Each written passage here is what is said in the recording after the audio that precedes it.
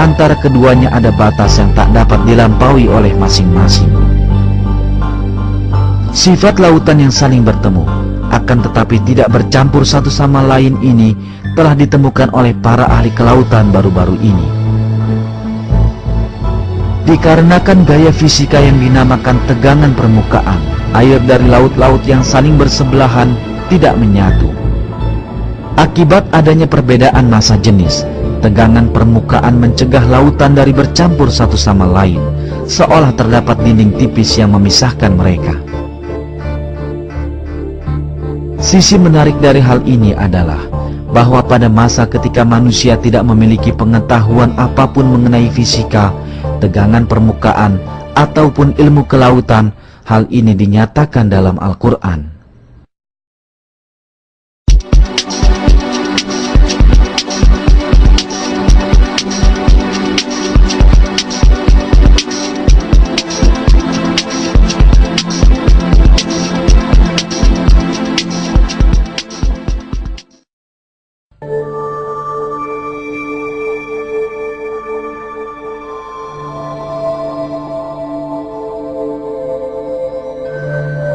Hingga beberapa waktu yang lalu, diyakini bahwa jenis kelamin bayi ditentukan oleh sel ibunya. Atau paling tidak, dipercayai bahwa jenis kelamin ditentukan oleh sel jantan dan sel betina secara bersama-sama. Akan tetapi Al-Quran memberitahu kita informasi yang berbeda, di mana disebutkan bahwa jenis kelamin laki-laki atau perempuan ditentukan dari air mani yang dipancarkan ke dalam rahim.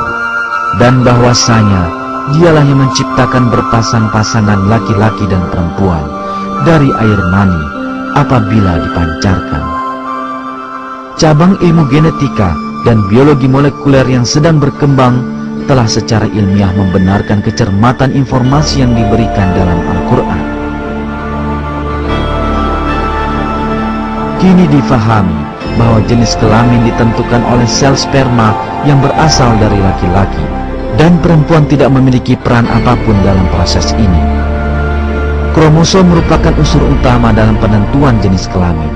2 dari 46 kromosom yang menentukan struktur seorang manusia diketahui sebagai kromosom jenis kelamin.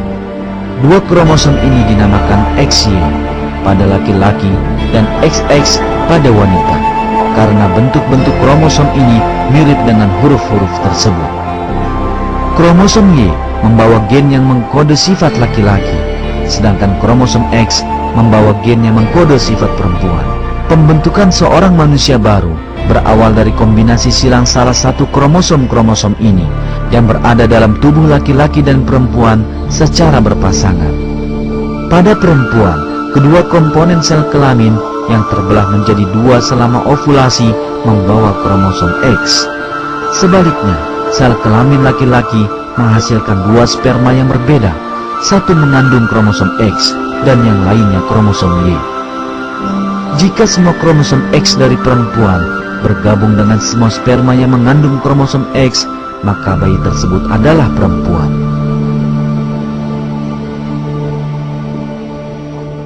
Jika ia bergabung dengan sperma yang mengandung kromosom Y, maka bayi tersebut adalah laki-laki.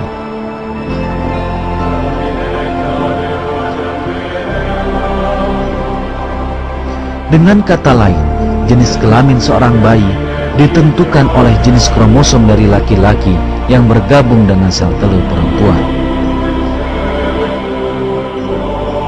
Tak satu pun dari hal ini diketahui hingga penemuan ilmu genetika pada abad ke-20. Bahkan, dalam sejumlah masyarakat dipercaya bahwa jenis kelamin bayi ditentukan oleh tubuh perempuan. Itulah mengapa para wanita dipersalahkan apabila melahirkan anak perempuan. 13 abad sebelum gen manusia ditemukan, Al-Quran telah menyampaikan berita yang menolak kepercayaan takhayul ini dan menunjukkan bahwa penentuan jenis kelamin bukanlah berasal dari perempuan, tetapi dari air mani laki-laki. Jika kita terus mempelajari fakta-fakta yang diberitakan dalam Al-Quran mengenai pembentukan manusia, sekali lagi kita akan menjumpai keajaiban ilmiah yang sungguh penting. Ketika sperma dari laki-laki bergabung dengan sel telur wanita, intisari bayi yang akan lahir terbentuk.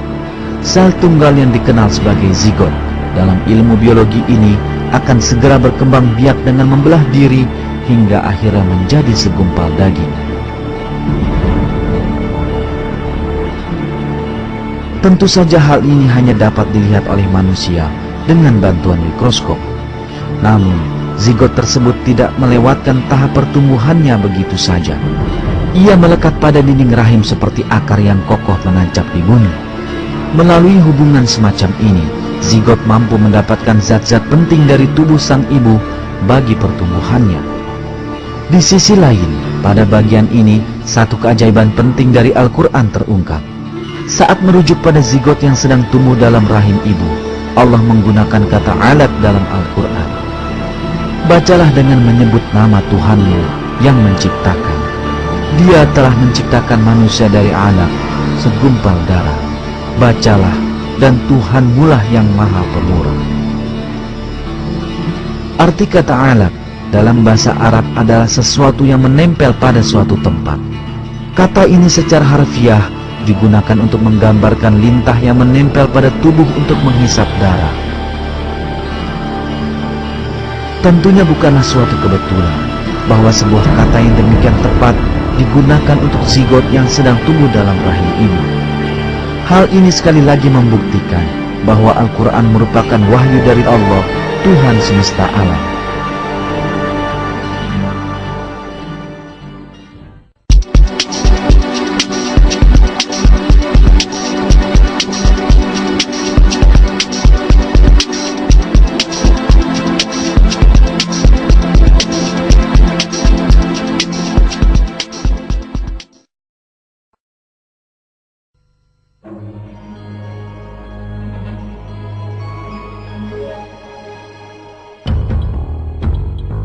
Saat dikatakan dalam Al-Quran bahwa adalah mudah bagi Allah untuk menghidupkan manusia setelah kematiannya, pernyataan tentang sidik jari manusia secara khusus ditekankan. Sebenarnya, kami kuasa menyusun kembali jari jemari dengan sempurna.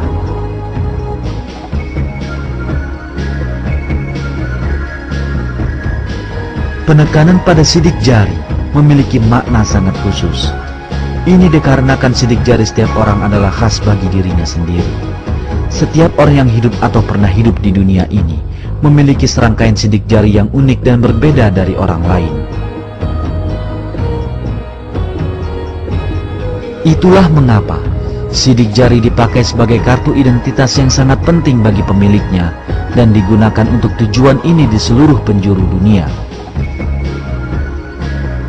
Akan tetapi, yang penting adalah bahwa keunikan sidik jari ini baru ditemukan di akhir abad ke-19.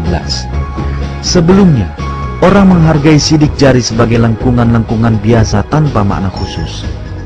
Namun dalam Al-Quran, Allah merujuk kepada sidik jari yang sedikit pun tak menarik perhatian orang waktu itu, dan mengarahkan perhatian kita pada arti penting sidik jari yang baru mampu difahami di zaman sekarang.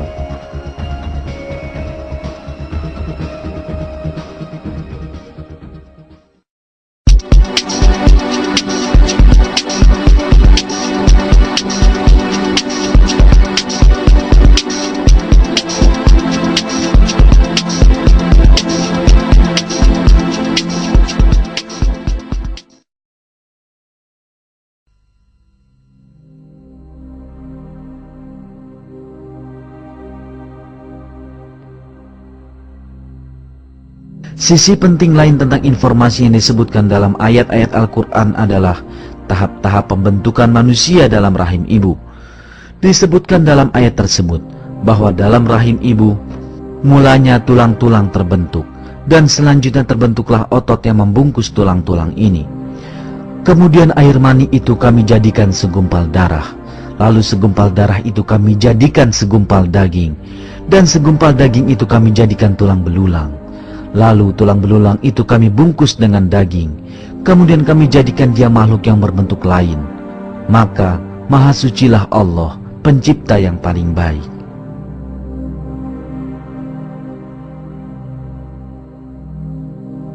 Embriologi adalah cabang ilmu yang mempelajari perkembangan embrio dalam rahim ibu.